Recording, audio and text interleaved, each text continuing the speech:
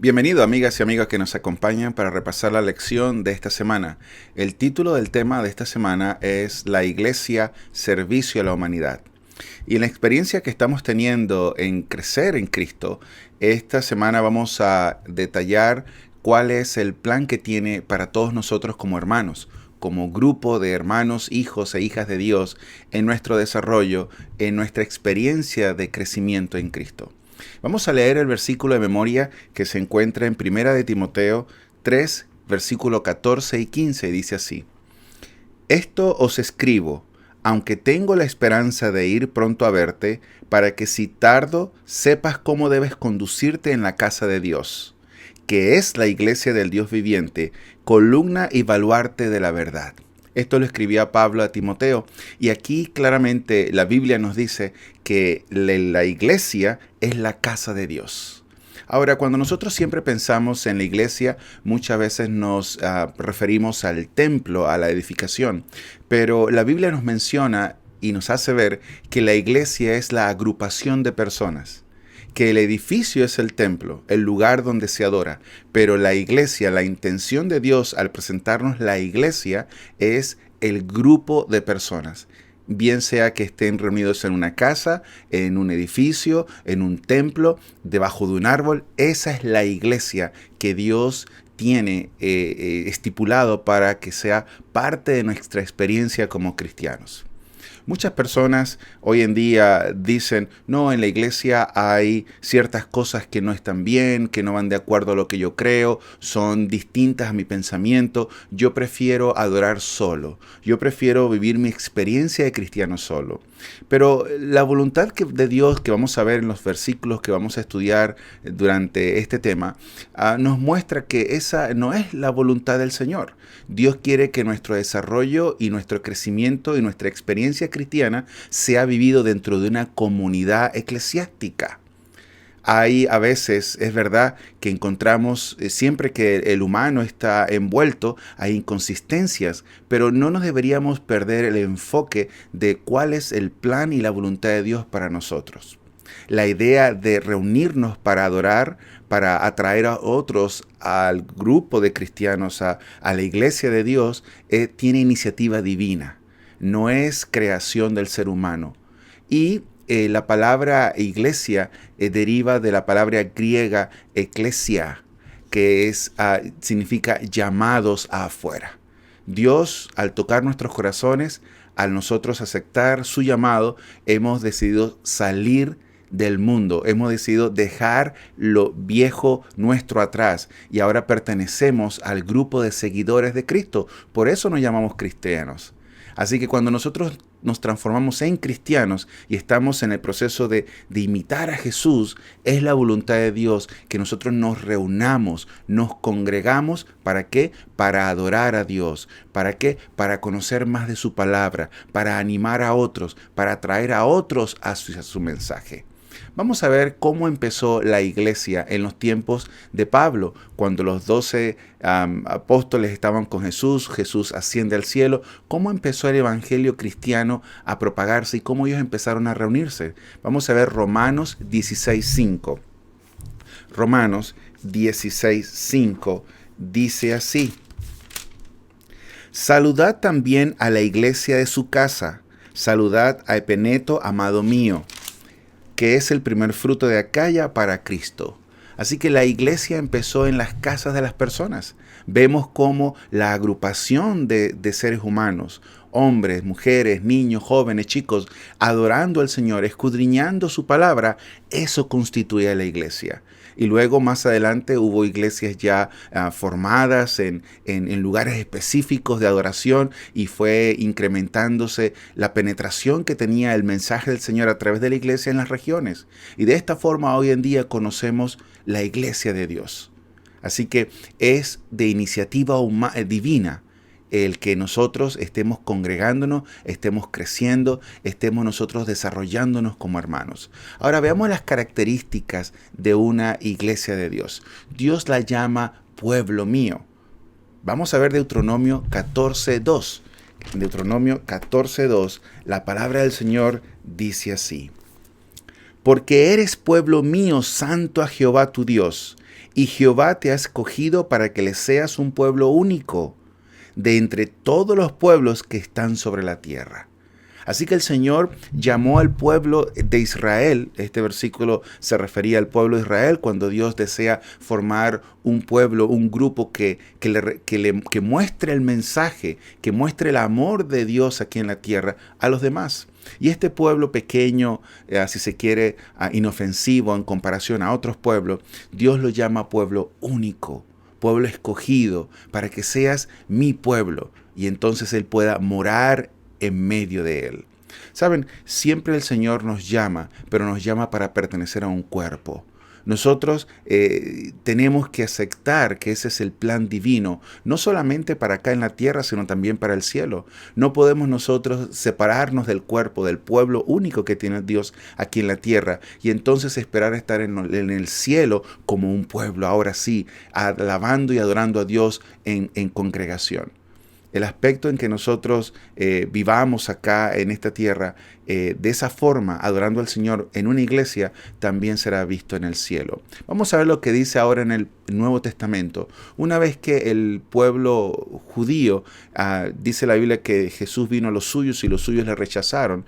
Una vez que el pueblo judío rechaza a Jesús como el Mesías, entonces sabemos que ahora no es por linaje ni por sangre, ¿verdad?, el pueblo del Señor, sino todo aquel que en Él cree. Todo el que cree en Jesús, ese entonces será salvo y será miembro del pueblo único que tiene Dios aquí en la tierra.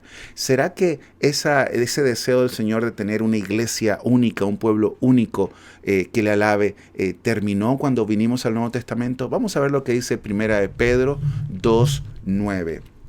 Primera de Pedro 2:9 dice así: Mas vosotros sois linaje escogido, real sacerdocio, nación santa, pueblo adquirido por Dios, para que anunciéis las virtudes de aquel que os llamó de las tinieblas a su luz admirable.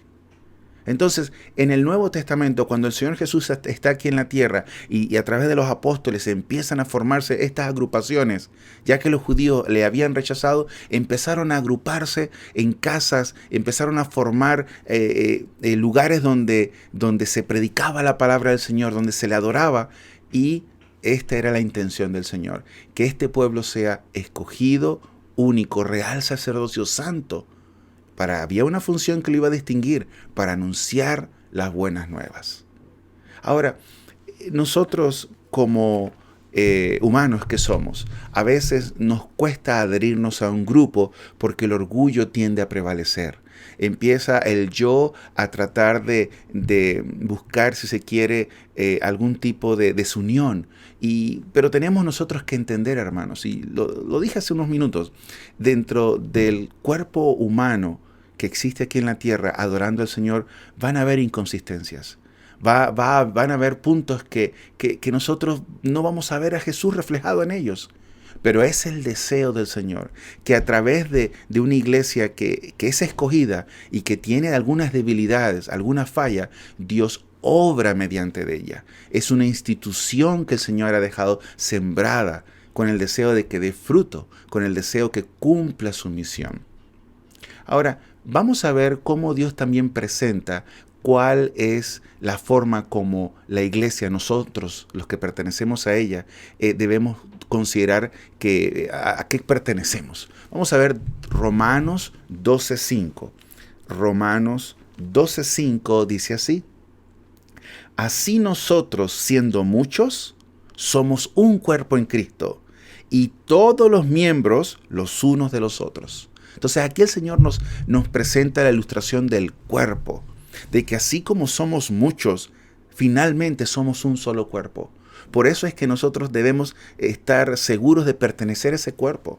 El cuerpo tiene muchos miembros y todos tienen una función específica e importante. Así que si estás dentro del cuerpo, Dios tiene una función específica e importante para ti.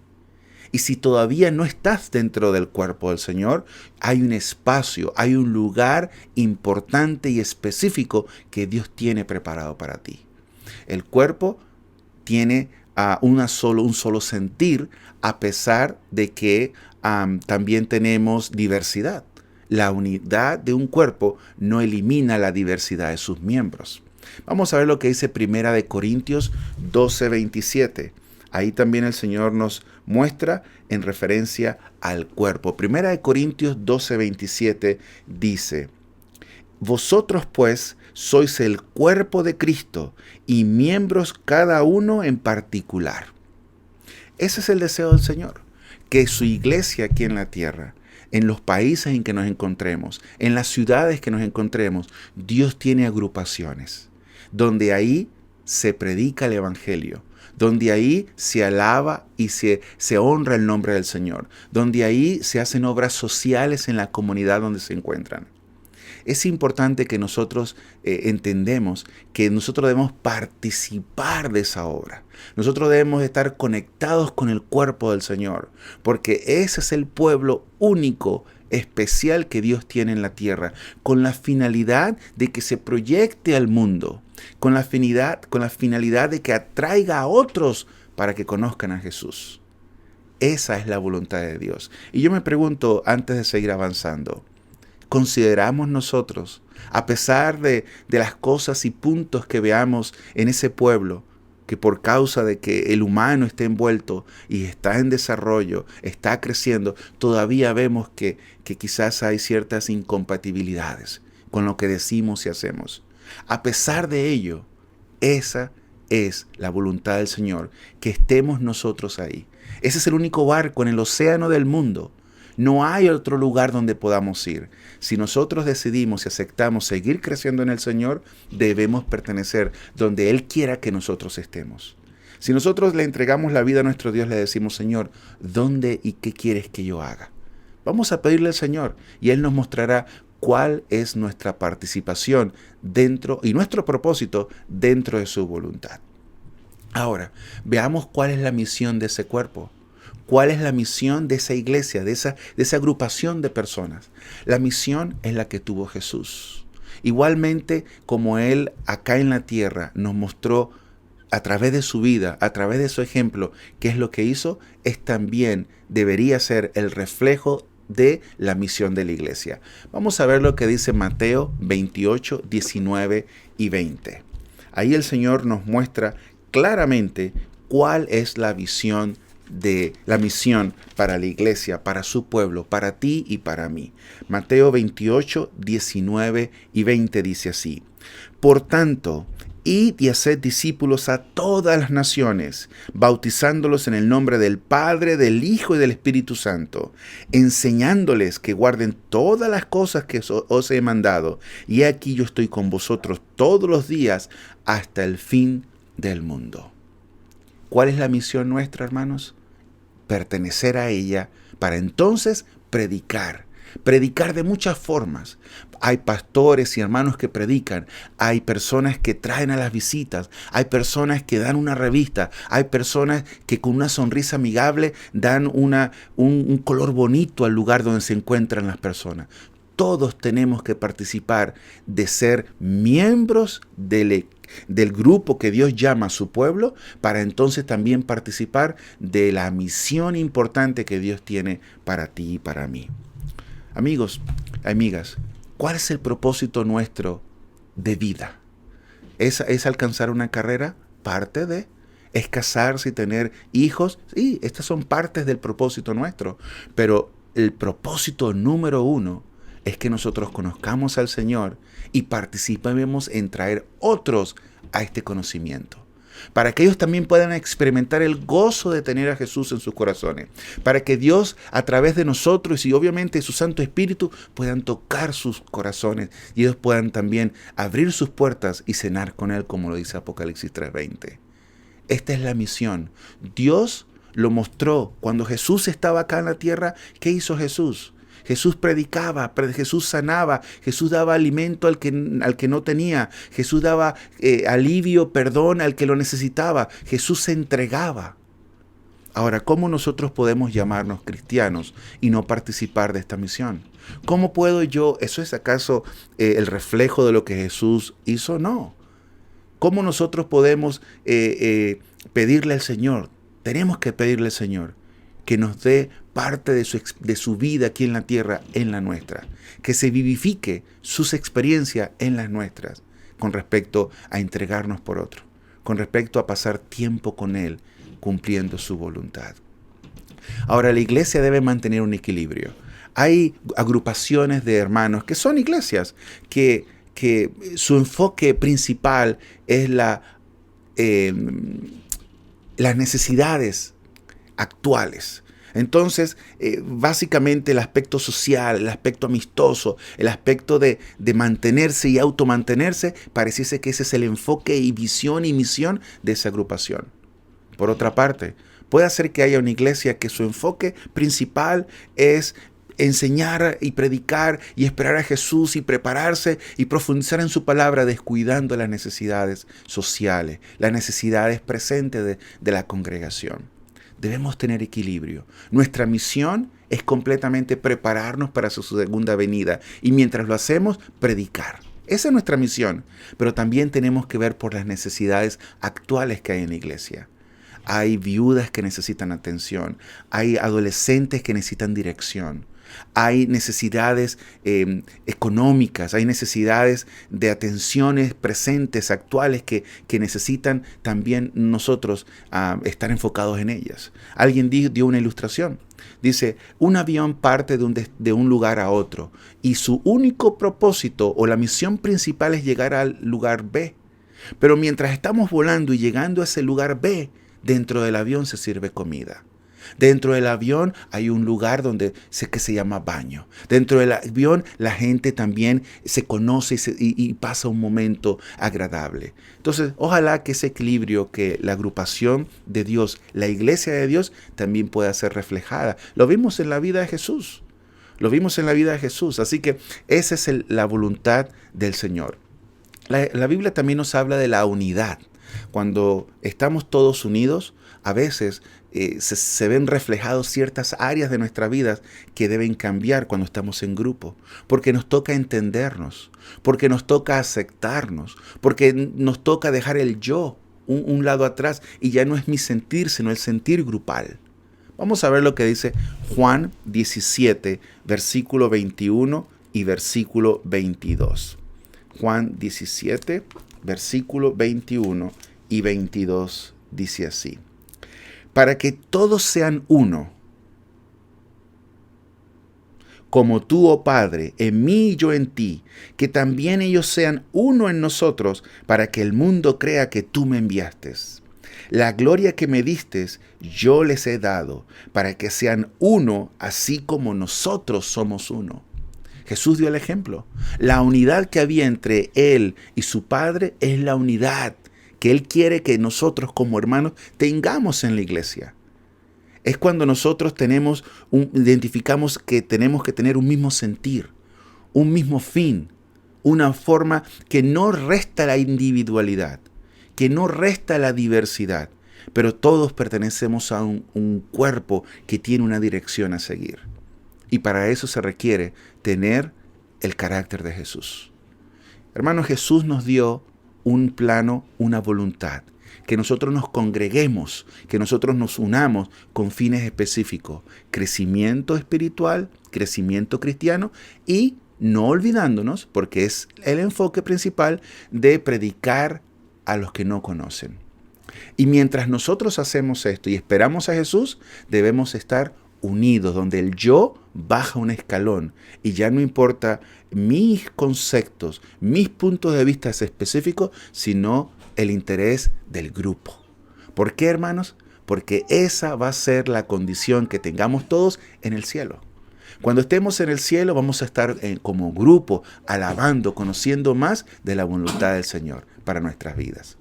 Quiera Dios que mientras pasamos el tiempo acá que Dios vea conveniente pasar en esta tierra, mientras le esperamos, podamos nosotros decir: sí, Señor, acepto tu voluntad, dejo mis prejuicios, mis conceptos, dejo mi enfoque inadecuado, si se quiere. Ahora, bien el Señor nos ha mostrado que así como el cuerpo tiene una cabeza que dirige, Él es la cabeza del cuerpo de la iglesia. Y aquí en el terreno nuestro, digamos, aquí en la tierra, Dios ha dejado o trae a la organización de la iglesia líderes, pastores, personas que Dios llama para que organicen y se aseguren de que la iglesia vaya al enfoque que el Señor, al punto, al objetivo que Dios le está dirigiendo.